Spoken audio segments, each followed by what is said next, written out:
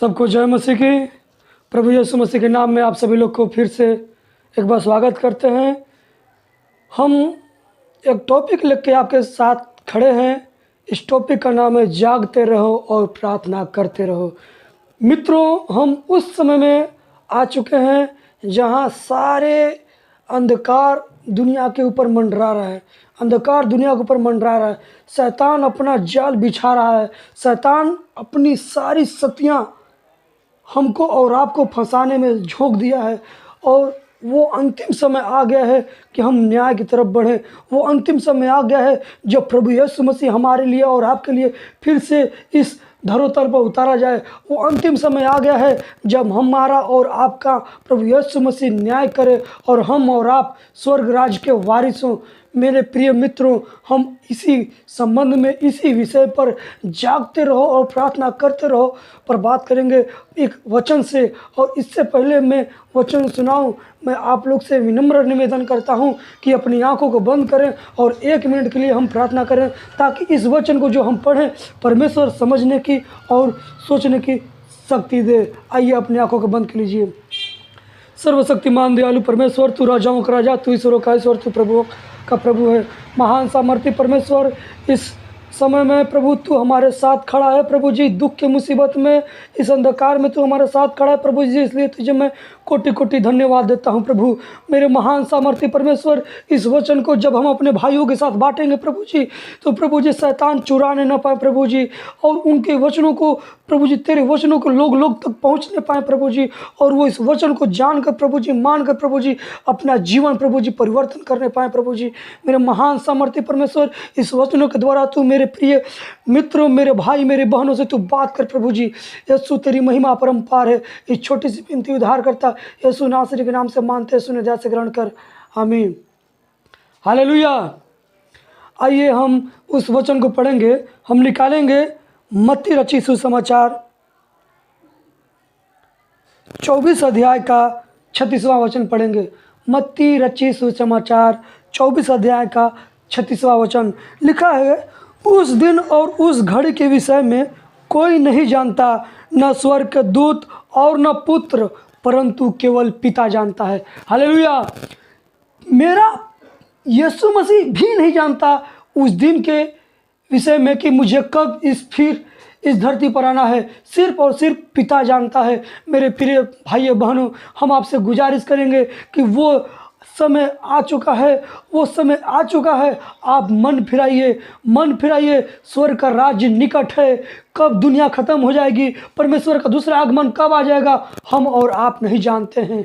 हम और आप नहीं जानते हैं। लिखा हुआ है, आगे पढ़ेंगे। 37 वचन, जैसे नूह के दिन थे वैसे ही मनुष्य के पुत्र का आना भी होगा। सोच लीजिए, नूह के दिन में प्रभु यीशु मसीह उसी प्रकार जैसे नूह के दिन में जल पर ले आया, किसी को नहीं पता था और सारी दुनिया खत्म हो गई। सिर्फ नूह के परिवार बचाए गए और हर पशु, हर पक्षी में से एक एक जोड़े बचाए गए। हमारा प्रभु नहीं चाहता कि हम बर्बाद होके। हमारा प्रभु धर्मी है। हमारा प्रभु चाहता है कि हम बचाए जाएं। हम मनुष्य के परमेश्वर ने बनाया और मट्टी से जब परमेश्वर ने बनाया और हमारे नथनों में श्वास फूका तो वो चाहता था कि मनुष्य और परमेश्वर एक साथ मेल मिलाप करे, एक साथ बातें करे, लेकिन ऐसा नहीं हो पाया। आदम और हव्वा ने पाप किया, शैतान ने बहकाया, उसकी वजह से सारी मानव जाति पर अंधकार हो गया, शैतान का साया हो गया, पाप की बुराई का साया हो गया, बुराई घेर लिया। मेरे प्रिय भाइयों बहनों, हम यीशु मसीह के विचारों को मानने वाले हैं। हम यीशु मसीह के बताए हुए रास्तों पर चलने वाले हैं। हम एक सच्चे ईश्वर की खोज में हैं और वो सच्चा ईश्वर कोई नहीं, वो यीशु मसीह ही है। हमारा प्रभु नहीं चाहता कि कोई भी धर्मी मारा जाए। हमारा प्रभु नहीं चाहता कि कोई भी धर्मी मारा जाए। हमारा जीवन, आपका जीवन प्रभु यीशु मसीह के लिए बहुत महत्वपूर्ण है। हम उसके लिए बहुत महत्वपूर्ण हैं क्योंकि उसने संरचना की, उसने अपने स्वरूप में बनाया, मनुष्य को ताकि वो परमेश्वर के साथ मेल मिलाप करें। लेकिन परमेश्वर ने हमको और आपको स्वतंत्र किया ताकि आप अच्छाई और बुराई को चुन सकते हैं। मेरे प्रिय भाई बहनों, जागते रहना है। वो घड़ी कब आ जाएगी कोई नहीं जानता। न यीशु मसीह जानते हैं, न हम जानते हैं, न आप जानते हैं, सिर्फ और सिर्फ पिता ही जानता है। हालेलुया। आज का वचन इसलिए हम आपको ये बांट रहे हैं ताकि आप देख रहे हैं कि सारे संसार में पाप बढ़ती जा रहा है, बढ़ते जा रहा है, बढ़ते जा रहा है, बढ़ते जा रहा है, बढ़ते जा रहा है, बढ़ते जा रहा है। बुराई ने अपना जाल फैला रखा है, शैतान अपना जाल फैला रखा है। वो नहीं चाहता कि परमेश्वर और मनुष्य वार्तालाप करे, परमेश्वर और मनुष्य का मिलाप हो। वो नहीं चाहता कि हम और आप स्वर्ग राज में जाएं। मेरे प्रिय भाइयों बहनों, हम आपसे यह गुजारिश करेंगे, आप अपने लिए प्रार्थना करें, अपने लोगों के लिए प्रार्थना करें, आसपास पड़ोसी के लिए प्रार्थना करें, अपने दुश्मनों के लिए प्रार्थना करें, अपने देश के लिए प्रार्थना करें। जंजीरों में जो जकड़े हुए हैं उनके लिए प्रार्थना करना है, उनके जीवन को बचाना है। हमको जागते रहना है, हमको जागते रहना है, क्योंकि यीशु जब क्रूस पर चढ़ाया जाना था, जब यीशु मसीह को पकड़वाया जाना था, उस समय भी यीशु मसीह जागकर प्रार्थना कर रहा था। और उसने अपने चेलों से भी बोला, जागते रहो, प्रार्थना करते रहो। हम सोए हुए हैं, हम खा लेते हैं, काम पर चले जाते हैं, फिर काम से घर आते हैं, फिर खा के सो जाते हैं। बस ऐसे ही जीवन चल रहा है, ऐसे ही जीवन चल रहा है।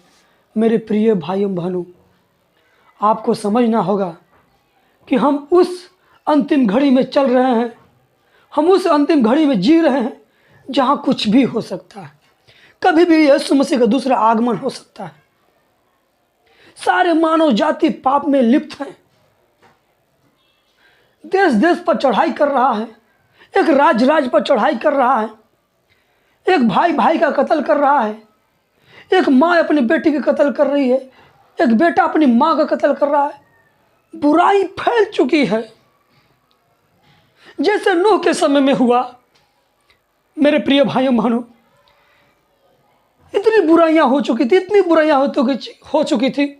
यीशु ने यीशु उसी प्रकार इस संसार को खत्म करेगा। उस समय बुराई हुई, लीला क्रीड़ा में लोग व्यस्त थे, परमेश्वर ने जल प्रलय भेजा और सारी दुनिया खत्म, सारी दुनिया खत्म।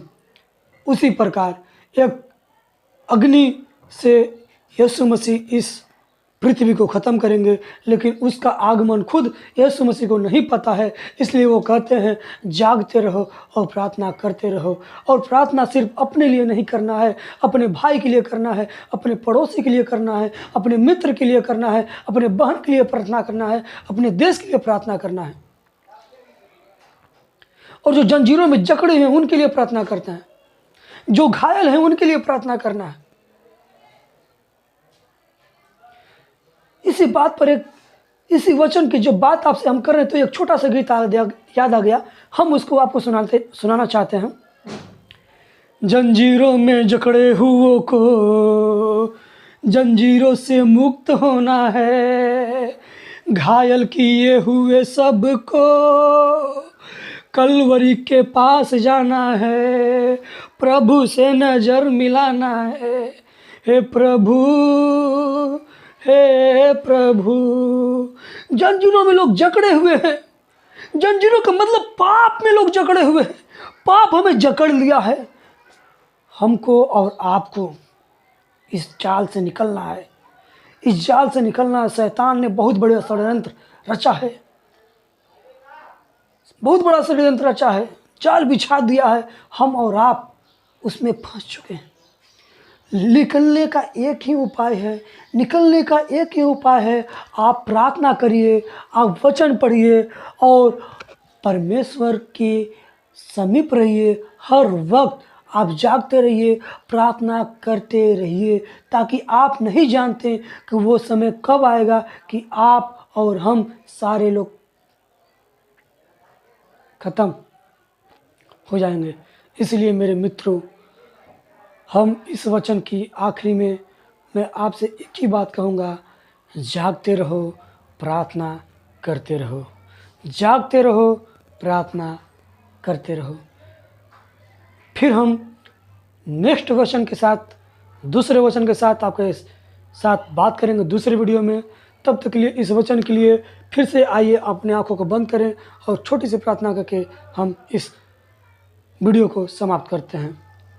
सर्वशक्तिमान दयालु परमेश्वर, तू राजाओं का राजा है, तो ईश्वरों का ईश्वर है, तू प्रभुओं का प्रभु है। पिता, प्रार्थना करते हैं प्रभु जी इस वचन के लिए प्रभु, जो जागते रहो, प्रार्थना करते रहो, तूने हमें वचन दिया प्रभु जी। इस वचन को लोग प्रभु जी अपने जीवन में लागू करने पाएँ और आपसे प्रार्थना करते रहने पाएँ, आपके साथ जुड़े रहने पाएँ प्रभु जी, ताकि अंत के समय में वो बचाए जाएँ प्रभु जी। इस छोटी सी प्रार्थना प्रभु यीशु मसीह के नाम से मांगते हैं, सुनिए और दया से ग्रहण कीजिए। आमीन। जय मसीह, जय मसीह, जय मसीह।